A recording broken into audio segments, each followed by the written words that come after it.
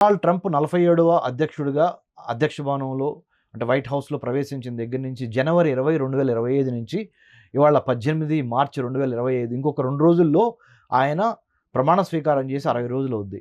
ఈ 60 రోజుల్లో చాలా విప్లవాత్మకమైన నిర్ణయాలు, మీకు నాకు కొన్ని నచ్చే నిర్ణయాలు, మీకు నాకు మన జనాలకి జీర్ణించుకోలేని నిర్ణయాలు కూడా కొన్ని ఉన్నాయి. ముఖ్యంగా నేను ప్రస్తావించేది ఒకటి.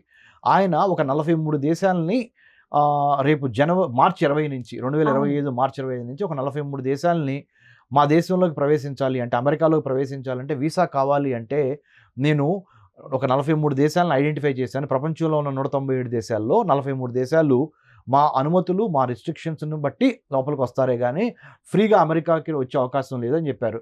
ఫస్టు లిస్ట్‌లో ఉన్నది రెడ్ లిస్ట్ కంట్రీస్ అంటారు. Second orange list countries. Third yellow list countries. ఎరుపు మరి బాగవా అంటే ఆరెంజ్, మూడోది యెల్లో పసుపు.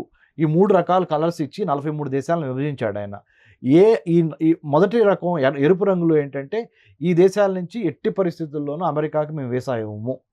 అదే ఆ 14 దేశాల్లో భారతదేశం లేదు నెంబర్ 1.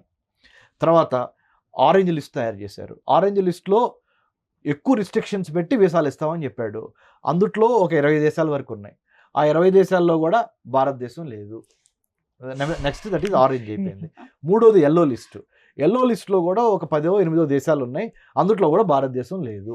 సో ఇవన్నీ శుభవార్తలు భారతదేశానికి. Really I feel good because మనోళ్ళు ఎంతమందో 5.5 మిలియన్ అంటే 55 లక్షల మంది భారతీయులు అమెరికాలో ఉంటే, ఆ 55 లక్షల్లో కనీసం 15 నుంచి 20 లక్షల వరకు మన తెలుగు 2 రాష్ట్రాల నుంచి ఉన్నా ఆశ్చర్యపోవద్దు మీరు. అంతమంది అమెరికాలో ఉన్నారు. అమెరికా జనాభా 33 కోట్లు. ఆ 33 కోట్ల జనాభాలో ఒక 55 లక్షల వరకు భారతీయులు ఉంటే, అందుట్లో ఆంధ్ర, తెలంగాణకు సంబంధించి 15-20 లక్షల మధ్య ఉంటే, అందులో స్టూడెంట్స్ ఆంధ్ర, తెలంగాణ నుంచి చాలామంది ఉన్నారు. అక్కడికి వెళ్ళి F1 స్టూడెంట్ వీసా మీద చదువుకోవచ్చు మేడం గారు. నేను మన ట్రీ మీడియా ప్రేక్షకులకు చెప్పేది ఏంటంటే, దయచేసి మీరు మీ అమ్మానాన్నలను ఇబ్బంది పెట్టి ఎడ్యుకేషన్ లోన్ బ్యాంక్స్ దగ్గర లోన్ తీసుకొని స్థలాలు పొలాలు తాకట్లు పెట్టి వెళ్ళొద్దు. అమెరికాలో చదువుకోవడానికి రాజమార్గం ఏంటంటే, నేను అట్లా చదువుకొని వచ్చాను.